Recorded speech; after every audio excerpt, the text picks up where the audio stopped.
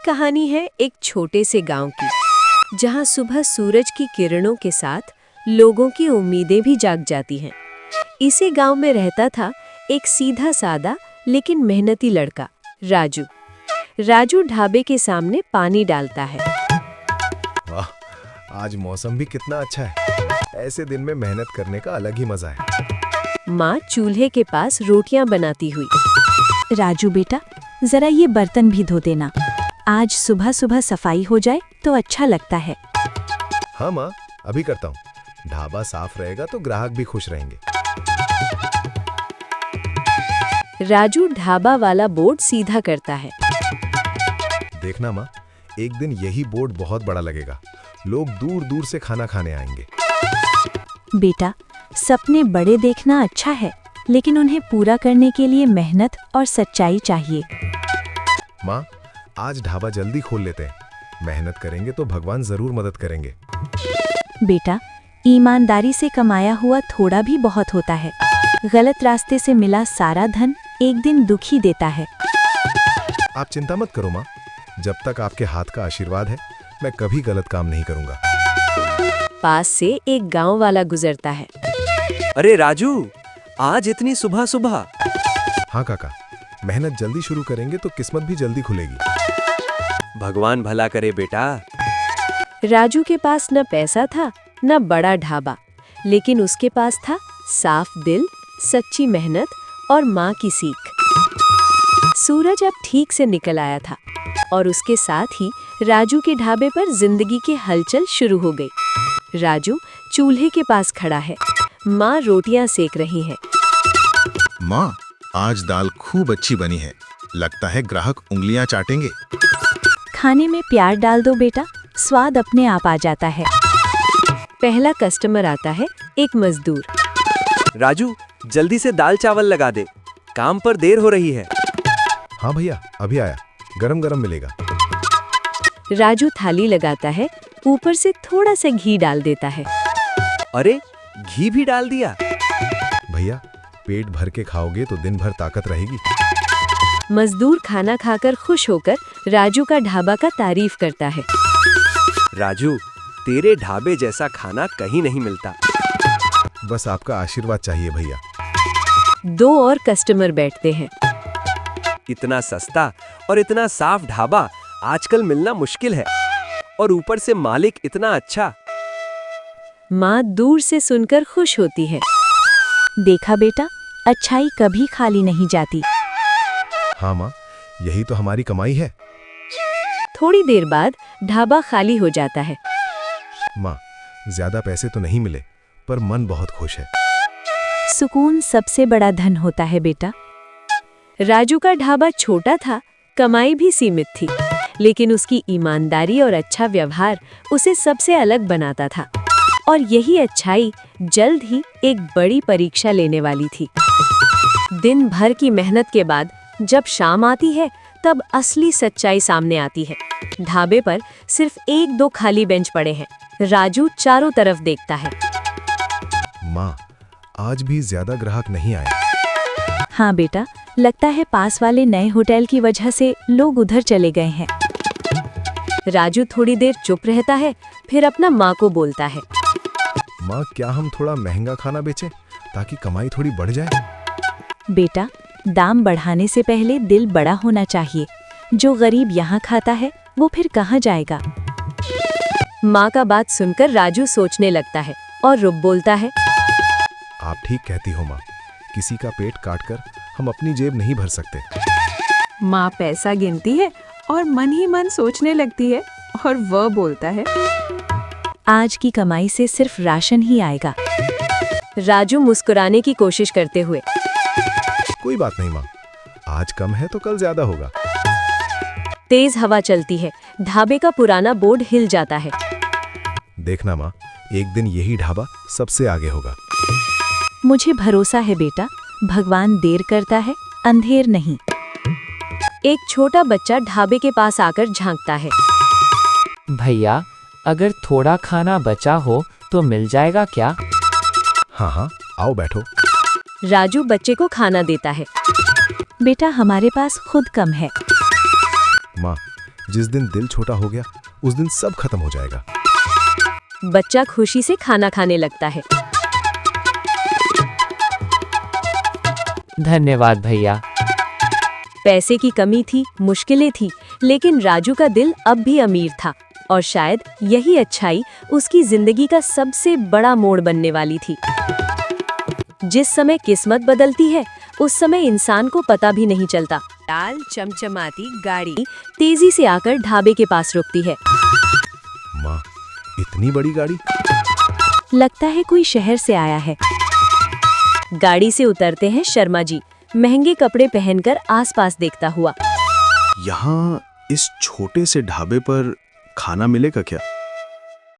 जी साहब, हमारे ढाबे में सब मिलता है, सादा खाना, साफ खाना। खाना अच्छा होगा ना? मुझे देर हो रही है। एक बार खाकर देख लीजिए साहब, अगर अच्छा ना लगे तो पैसे मत दीजिएगा। शर्मा जी कुर्सी पर बैठते हैं। बेटा, ध्यान से बनाना। आप फिक्र मत करो माँ। राजू रसोई में जाता है। तवे पर रोटी, हांडी में दाल। राजू हर थाली ऐसे बनाता था जैसे अपने घर के लिए बना रहा हो।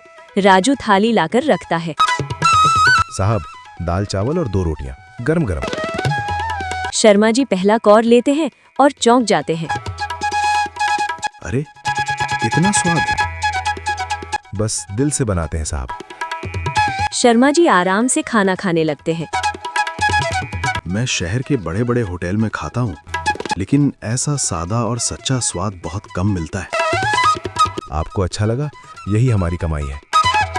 खाना खत्म करके शर्मा जी उठते हैं। बहुत बढ़िया खाना था। जल्दी में हूँ, कल फिर मिलेंगे। धन्यवाद साहब, फिर आइएगा। शर्मा जी गाड़ी में बैठते हैं और निकल जाते हैं। राजू ढाबा साफ करने लगता है। बेटा, लगता है कोई बड़ा आदमी था। हाँ माँ, लेकिन हमारे लिए तो हर ग्राहक भगवान जैसा है। राजू को क्या पता था कि यही आदमी उसकी ईमानदारी की सबसे बड़ी परीक्षा लेने वाला है। राजू मेज साफ कर रहा है। अचानक उसकी नजर जमीन पर पड़े नोटों पर पड़ती है। अरे, ये इतने सारे पैसे! राजू पैसे उठाता है, गिनता है। बहुत सारे नोट। माँ देखो, ये पैसे यहाँ गिरे थे। माँ पास आती है, पैसे देखकर हैरान हो जाती है। इतने पैसे किसके हो सकते हैं? माँ, शायद वही साहब जो थोड़ी देर पहले खाना खाकर गए थे। कुछ पल की चुप्पी। दोनों मिलकर कुछ सोचने लगते हैं। बेटा, इन पैसों से हमारी कई परेशानियां खत्म हो सकती हैं। राजू माँ की तरफ देखता है। माँ, एक पल के लिए मेरे मन में भी आया, राजू नीचे देखता है। लेकिन अगर ये पैसे रख लिए तो जिंदगी भर खुद से नजर नहीं मिला पाऊंगा। बेटा, मैं तुम्हारी परीक्षा नहीं लेना चाहती। जो तुम्हारा दिल कहे वही करना। राजू गहरी सांस लेता है। नहीं माँ, ये पैसे हमारे नहीं हैं, हमें इन्हें लौटाना ही होगा। यही तो मेरा राजू है। गरीब हो सकता है लेकिन बेईमान नहीं। राजू पैसे कपड़े में बांधता है। माँ, आप ढाबा संभालो, मैं साहब को ढूंढ कर आता हूँ। अंधेरा हो गया है बेटा। सच का रास्ता अंधेरे से नहीं डरता माँ। राजू दौड़ते हुए सड़क की तरफ जाता है। उस पल राजू ने पैसे नहीं चुने, उसने अपना चरित्र चुना और यही फैसला उसकी किस्मत लिखने वाला था। सच का रास्ता मुश्किल जरूर होता है, लेकिन वही रास्ता इंसान को ऊपर ले जाता है। राजू दौड़ते हुए सड़क पर आता है। साहब, रुकिए। गाड़ी थोड़ी दूर जाकर रुकती है। शर्मा जी बाहर झांकते हैं। अरे, तुम इस वक्त? राजू आगे बढ़कर पैसे देता है। साहब, आपके पैसे हमारे ढाबे पर गिर गए थे, मैं लौटाने आया हूँ।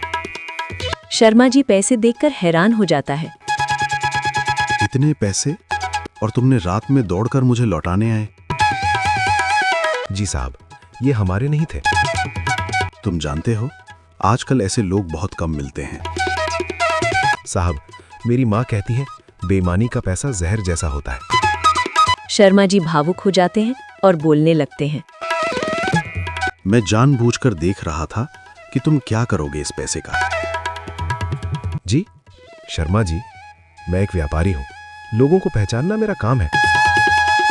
आज तुमने साबित कर दिया कि तुम भरोसे के लायक हो। ऐसे इंसान के साथ मैं काम करना चाहता हूँ। साहब, मैं तो बस सही काम करना चाहता था।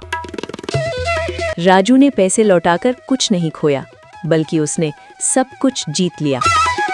शर्मा जी की गाड़ी फिर से ढाबे पर रुकती है। माँ, वही साहब। लगता है कुछ बड़ा होने वाला है बेटा। शर्मा जी मुस्कुराते हुए उतरते हैं। राजू, मैं रात भर तुम्हारे बारे में सोचता रहा। जी साहब। आजकल लोग पैसे के लिए कुछ भी कर जाते हैं, लेकिन तुमने ईमानदारी को चुना। नमस्ते साहब। नमस्ते माताजी, आपने बेटे को बहुत अच्छे संस्कार दिए हैं। मैं तुम्हारे ढाबे में निवेश करना चाहता हूँ। निवेश? मुझ जैसे छोटे ढाबे में? हाँ, मैं चाहता हूँ ये ढाबा बड़ा बने, लेकिन दिल वही रहे। साहब, मैं वादा करता हूँ कभी बेईमानी नहीं करूँगा। भगवान आपका भला करे साहब। अब से ये ढाबा सिर्फ ढाबा नहीं, एक पहचान बनेगा। ईमानदारी ने राजू को सिर्फ पैसे नहीं दिए, उसे सम्मान दिया। वक्त बदला, हालात बदले, लेकिन राजू का दिल आज भी वैसा ही रहा। राजू साफ कपड़ों में ग्राहकों का स्वागत करता है। आइए आइए, गरम गरम खाना तैयार है। गांव वाले ढाबा देखकर खुश हो जाते हैं। अरे, अब तो ये ढाबा होटल जैसा हो गया, लेकिन स्वाद वही पुराना। माँ किचन से देखती हैं, आंखों में आंसू लेकर। हे भगवान, मेरे बेटे को खुश रखना। शर्मा जी आते हैं गाड़ी से उतरकर और राजू को बोलता है, लाजू, आज तुम्हारा ढाबा पूरे इलाके में मशहूर है। ये सब आपकी और माँ की दुआ है साहब। सच्चाई और मेहनत से बनी पहचान कभी नहीं मिटती। दोस्तों, पैसा जरूरी है, लेकिन उससे भी जरूरी है ईमानदारी। अगर रास्ता सही हो तो मंजिल खुद चलकर आती है। जो इंसान सच, मेहनत और अच्छाई का साथ देता है, सफलता एक दिन उसका दरवाजा जरूर खटखटाती है। ईमानदारी सबसे बड़ी पूंजी होती है।